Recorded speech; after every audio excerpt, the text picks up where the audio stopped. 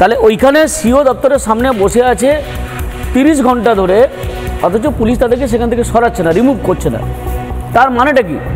তার মানেটা এটা বুঝে নিতে হবে যে আজকে আপনি ময়দুলের কথা বলছেন, মণিশঙ্করের কথা বলছেন, বা প্রীতমের কথা বলছেন, বাকিদের কথা বলছেন।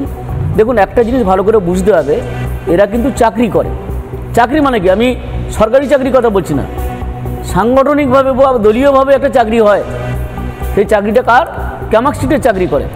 মানে হচ্ছে যে সোজা কথা বলতে গেলে আমি বলছি যে অভিষেক বন্দ্যোপাধ্যায়ের আশীর্বাদ ধন্য এরা প্রত্যেকেই, সেই কারণেই পুলিশ তাদেরকে হটায়নি, এটা একটা ব্যাপার।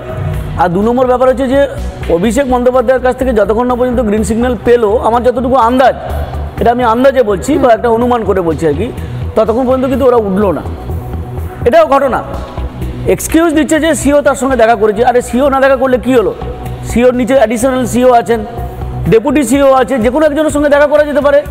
আমার তো মূল উদ্দেশ্য হচ্ছে আমাদের গ্রিভেন্সটা জানানো, কী সমস্যা হচ্ছে। আর ওরা যে যে দাবিগুলো নিয়ে গিয়েছিল, আমি এর আগের দিনও বলেছি আপনাদের কাছে, সব অভিযোগ কিন্তু যতগুলো সিওর কাছে করতে গিয়েছিল, ঘুরে ফিরে কিন্তু সব অভিযোগগুলো রাজ্য সরকারের বিরুদ্ধে আসছে।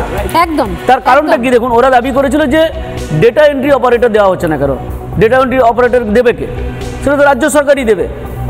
ইলেকশন কমিশন তো নবান্নকে চিঠি লিখেছিল, মাননীয় মুখ্যমন্ত্রী কিন্তু কোনো রেসপন্স করেননি। আচ্ছা, ওনারা বলেছেন যে এই যে বিএলও 4 জন মারা গেল, এর জন্য দায়ী নির্বাচন কমিশন। আমি বলছি যে এই মৃত্যুর জন্য দায়ী তো হচ্ছে রাজ্য সরকার। কারণ আমি এর আগেও বলেছি, বারবার করে সর্ব জায়গায় বলছি, এই যে পার্শ্ব শিক্ষিকা মারা গেলেন, যেটা একবারে সর্বশেষ মৃত্যু হলো, এই আমাদের রাজ্যে যে পার্শ্ব শিক্ষক বা পার্শ্ব শিক্ষিকা আছে, তাদের যে দুর্দশা, ভারতবর্ষের মধ্যে সবচেয়ে কম মাইনে পাওয়া, অত্যন্ত অবর্ণনীয় একটা অমানবিক অবস্থার মধ্যে আছেন, তার জন্য তো মাননীয় মুখ্যমন্ত্রী দায়ী।